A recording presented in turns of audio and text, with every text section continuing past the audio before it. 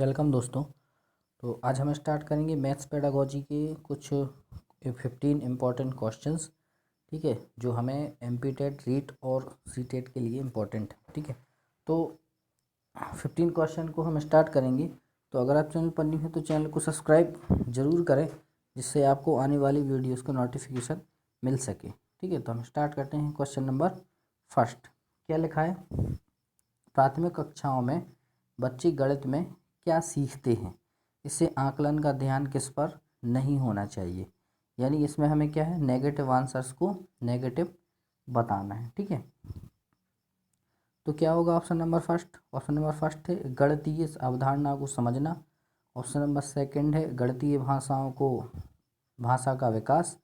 और थर्ड है गणित की समस्याओं का जवाब देने में सटीकता और तर्क कौशल का विकास। ठीक है, ये हमें बताना है। तो क्या लिखा है? नहीं होना चाहिए, आकलन का ध्यान किस पर नहीं होना चाहिए। यानी जब हम आकलन करेंगे तो हमारा ध्यान किस पर नहीं होना चाहिए, तो वह है गणित की समस्याओं का जवाब देने में सटीकता।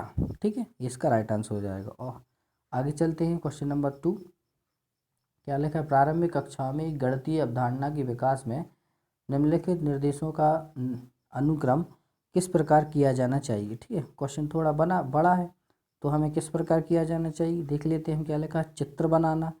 ठीक है, फिर उसके बाद प्रतीकात्मक प्रतिनिधित्व का उपयोग करना, अनुभव प्रदान करना या भाषा के माध्यम से समझना।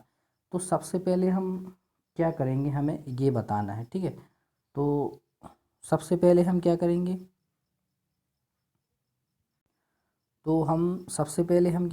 तो सबसे पहले अब मिलाते चलेंगे। सबसे पहले हम क्या करेंगे कि अपने अनुभव को प्रदान करेंगे। ठीक है, ये हो जाएगा। फिर उसके बाद हम क्या करेंगे, भाषा के माध्यम से समझाएंगे। यानी फर्स्ट ऑप्शन आएगा, यानी थर्ड वाला आ जाएगा पहले, फिर उसके बाद आएगा चौथा। ठीक है, फिर क्या करेंगे हम, फिर चित्र बनाना, फिर हम चित्र बनाएंगे। ठीक है, तो ये आ गया। फिर आया दूसरा, प्रतीकात्मक प्रतिनिधित्व का उपयोग करना। एक प्रतीकात्मक उपयोग करेंगे, यानी कि आएगा दूसरा। तो कौन सा क्रम आएगा? तीसरा, चौथा, पहला और दूसरा। ठीक है, यानी कि राइट आंसर जो है हमारा वो हो जाएगा ये वाला। ठीक है, ये हमारा राइट आंसर हो जाएगा। आगे क्या लिखा है? एक बच्चे ने नीचे दिखाए क्रम के अनुसार दो संख्याएं घटाई। यानी ये 83 और 27 लिखा है, उसमें से ये घटाया तो आना कितना चाहिए था? ये डायरेक्ट उसने 3 में से 7 घटा दिया, यानी 4 आ गया। बाकी ऐसा नहीं होगा, यहाँ हम लिख के घटा लेते हैं। तो यहाँ 13 में से 7 जाएगा 6 आएगा, और 8 में से यहाँ 7 में से 2 जाएगा 5, यानी कि 56 आना था और उसने 64 लिख दिया। ठीक है, तो आगे क्वेश्चन में क्या बोला है कि बच्चे को घटाव की प्रक्रिया में स्थानीय मान के बारे में गलत धारणा है। बच्चा नहीं जानता कि कैसे घटाना है। बच्चा दो अंकों वाली संख्याओं घटाव की प्रक्रिया जानता है। यह एक गलती है, इसे बार बार अभ्यास करके सुधारा जा सकता है। ठीक है, तो इसको हमें क्या होगा इसका राइट आंसर? तो बच्चा देखो, ऑप्शन जो है उसमें अगर फर्स्ट ऑप्शन हम देखें तो उसमें बोला है बच्चे की घटाव की प्रक्रिया में स्थानीय मान के बारे में गलत धारणा है। ठीक है, तो इसका राइट आंसर क्या हो जाएगा? ऑप्शन नंबर फर्स्ट, ये हमारा राइट आंसर हो जाएगा। आगे आगे 34वां क्या लिखा है? अधिगम और आकलन के चक्र में निम्न में से चरणों को क्रम में व्यवस्थित कीजिए। ठीक है, तो सबसे पहले हम क्या करेंगे, चक्र निगम के साथ एकीकृत आकलन करेंगे। ठीक है, फिर उसके बाद शिक्षण अधिगम और आकलन की योजना बनाना और उसका संगठन, प्रगति रिपोर्ट का विकास, बच्चों के माध्यम और प्रगति की पुष्टि के लिए रिपोर्टिंग का उसका संचार। तो सबसे पहले हम कौन सा पॉइंट हमारा आएगा, हमें ये देखना है। ठीक है, तो कौन सा पॉइंट आएगा सबसे पहले हमारा? तो सबसे पहले हम क्या करेंगे, शिक्षण अधिगम और आकलन की योजना बनाना और उसका संगठन। सबसे पहले हम ये करेंगे। ठीक है, यानी कि पहला पॉइंट हमारा क्या हो जाएगा? पहला पॉइंट हो जाएगा हमारा ये सेकंड। ठीक है, उसके बाद हम क्या करेंगे, फिर हम शिक्षण अधिगम के साथ एकत्रित आकलन करेंगे। ठीक है, यानी थर्ड ये आ जाएगा सेकंड। ठीक, फिर उसके बाद हम क्या करेंगे, प्रगति रिपोर्ट का विकास करेंगे, तो थर्ड आ गया। फिर उसके बाद क्या करेंगे, बच्चों के अधिगम और प्रगति की प्रतिपुष्टि की रिपोर्टिंग करेंगे, यानी कि चौथा। तो राइट आंसर क्या होगा? ऑप्शन नंबर फर्स्ट, ये हमारा इसका राइट आंसर हो जाएगा। ठीक है, ये रहेगा राइट आंसर। आगे 35वां क्या लिखा है, रोमन अंकों का उपयोग आमतौर पर हिंदू अरेबिक अंकों जैसी संख्याओं के लेखन में क्यों नहीं किया जाता। ठीक है, यानी रोमन नंबर जैसे हमने मान के चलो ये 5 लिखा, ठीक है, इसका उपयोग हम हिंदू अरेबिक नंबर में क्यों नहीं कर सकते, क्योंकि ये वी लिखा है, तो वी तो वी होता है। ऑप्शन नंबर देख लेते क्या लिखा, रोमन अंक स्थानीय मान का नियोजन नहीं करती, इसलिए इन अंकों का उपयोग नहीं किया जाता। हो सकता है रोमन अंकों को याद करना मुश्किल है, नहीं ये तो याद हो जाते हैं, तो ये तो गलत हो जाएगा। रोमन अंकों का उपयोग करके संख्याओं को बनाने एक जटिल कार्य है, क्या ये हो सकता है, ये भी नहीं हो सकता। फिर आगे देख लेते हैं, बच्चे अंग्रेजी वर्णमाला और रोमन अंकों में भ्रमित हो जाते हैं, तो ये भी नहीं हो सकता। तो राइट आंसर हमारा क्या होगा, राइट आंसर होगा ऑप्शन नंबर फर्स्ट, यानी उसमें अगर आप देखें तो अंकों के नियोजन में स्थानीय मान की अवधारणा स्पष्ट नहीं रहती है, तो ये इसका राइट आंसर हो जाएगा। आगे देख लेते हैं क्या लिखा है, क्वेश्चन थोड़ा बड़ा है। ठीक है, क्या लिखा है, एक शिक्षक अपनी कक्षा के बच्चों में उनके परिवेश में मौजूद वस्तुओं के भौतिक गुणों को अपने शब्दों में समझाने के लिए प्रोत्साहित करता है। अपने छात्रों के साथ ऐसी गतिविधि करने के पीछे शिक्षक का सबसे उचित उद्देश्य क्या है। ऐसा शिक्षक क्यों कह रहा है कि अपने शब्दों में उसको लिखिए, तो क्या उसका उद्देश्य होगा।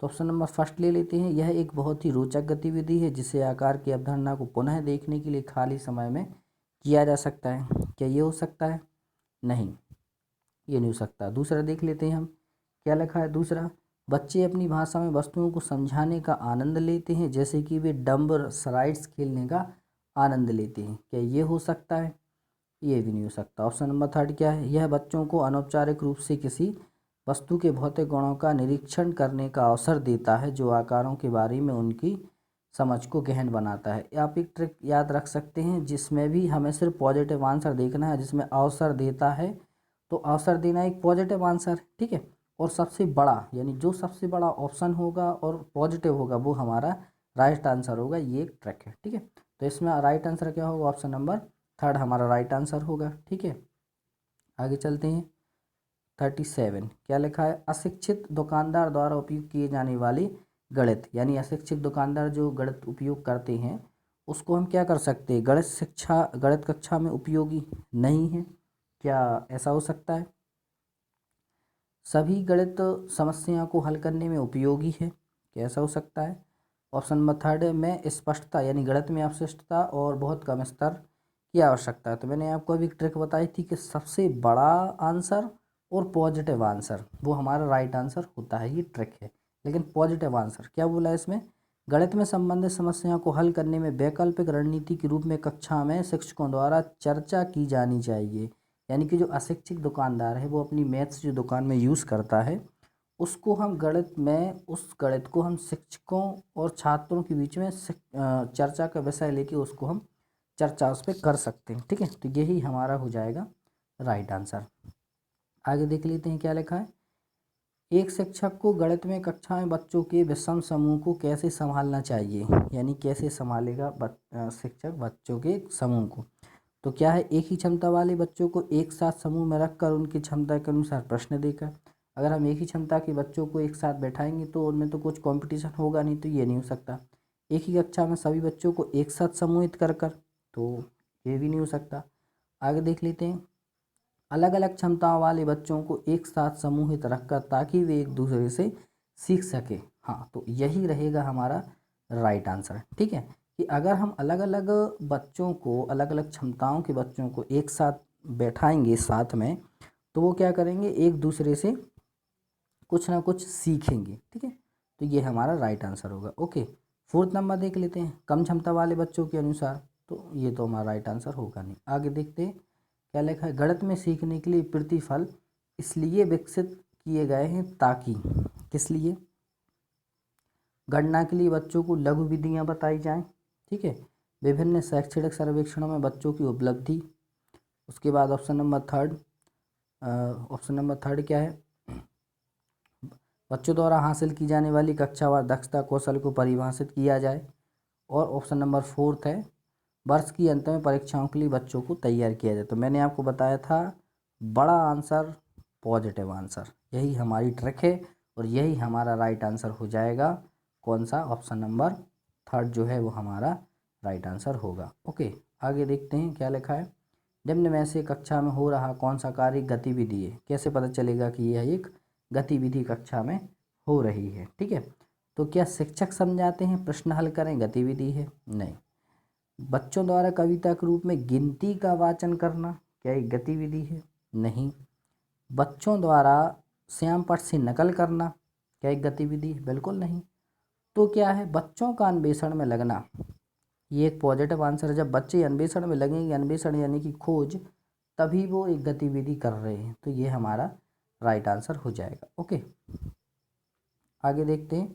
बच्चों के बीच में गिनती के कौशल को विकसित करने के लिए निम्न में से कौन सा पूर्व संख्या के रूप अवधारण के रूप में सीखने के लिए आवश्यक नहीं है? ठीक है, तो हमें नहीं है ढूंढना है, यानी कि नेगेटिव आंसर को हमें ढूंढना है।